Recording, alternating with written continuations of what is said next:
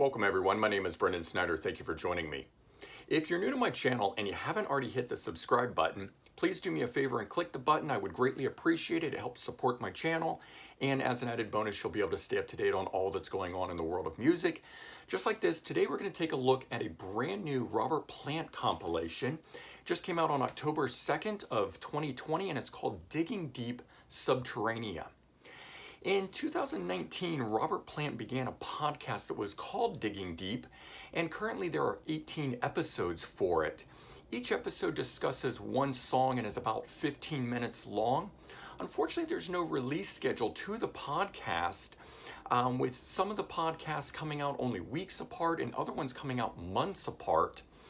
But each of these are quite interesting in that they actually talk about different things about each of the songs, how they came about, that same sort of stuff, and really showing you an insight into each one of these songs, how it was created.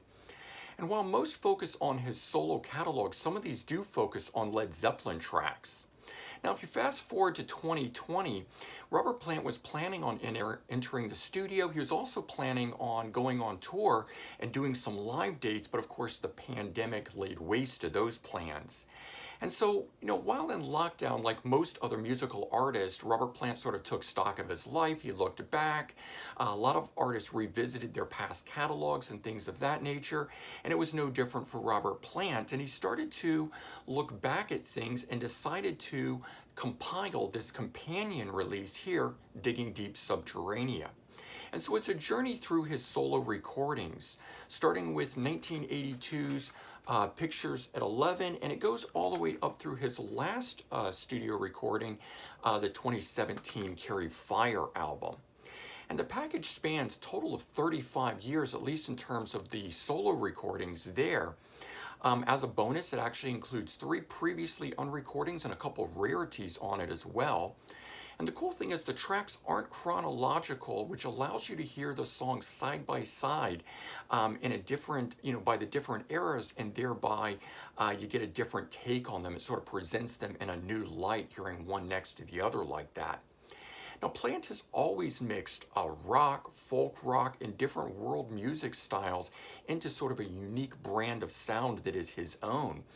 And this collection here really lets you connect each of those tracks together with the others in his catalog. For the most part, though, I would say that it works pretty well. However, there's a few instances where this is kind of jarring, where it goes from one to the next and that the styles are enough different between them that you sort of say, hey, why are these two paired, next to each other? Here, for example, the first disc opens with the track Rainbow off of 2014's Lullaby and the Ceaseless Roar, but the second track on it is Hurting Kind from 1990's Manic Nirvana. And that leap between the first track to the second track there and those, that number of years between the two on it was just a stylistically enough change, going from the more rootsy rock version of Rainbow to the very polished sound of Hurting Kind on it. And while I love the 1980s style of Robert Plant's music and his career from that time period, it was just a bit of a jarring thing here, hearing those two leaps here.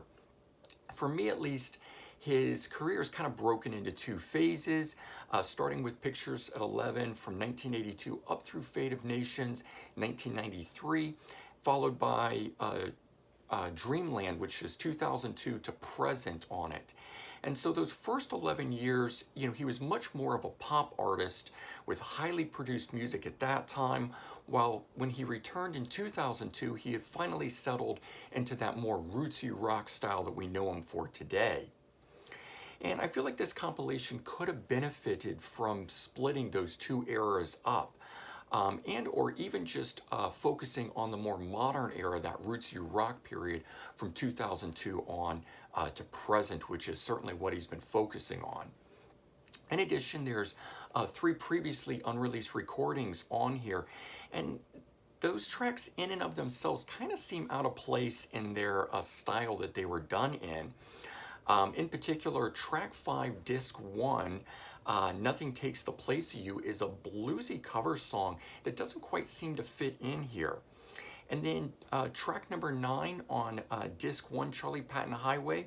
This one here does a better job, and at least it's an original number here, but the composition doesn't quite hit the mark to the level that the rest of the tracks do. And the final unreleased track on here, which is track number 11 on disc 2, called Too Much Alike. It's another cover song in a rockabilly country style, and it too just seems very out of place on here. Of particular note, there's nothing from 2007's Rising Sand, the collaboration with Alison Krauss, and there's also nothing from his collaboration that was the Honey Drippers or anything from the Page Plant era. It strictly focuses just on Robert Plant's solo. And it does include, though, a rendition of Great Spirit off of 1993's Fate of Nations, which is an acoustic rendition. And there's also a rare track on here called Satan Your Kingdom May Come Down, which is from the Boss soundtrack. So let's take a look at this. This is a cool package, though, in that it's a book style packaging, and they call it a media book, and it's got a very nice sort of fabric-y type cover to it, smooth finish to it, really beautiful artwork that's done on it here. The thing is, though, there's no booklet with it. While beautiful packaging and a little bit of an explanation here, and the first disc just right in top, they slide out like this, and you open it up and you get a track-by-track explanation of who plays on it and where it comes from.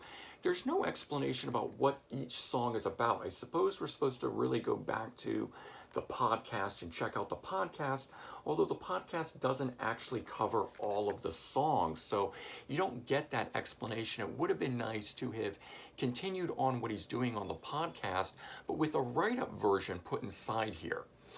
Sort of bottom line on this, the collection itself is a nice addition, I think, providing an alternate way for you to hear some of his biggest hits paired next to the lesser known tracks.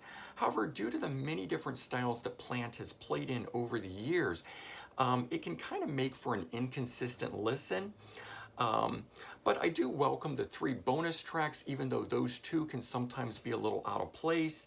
It's just nice being able to get some additional material that sort of helps dig us a little deeper into Robert Plant's solo history.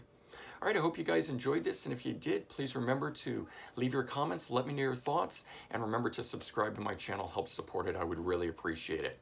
Take care, everyone have a good day, and I'll talk to you all real soon. Bye-bye.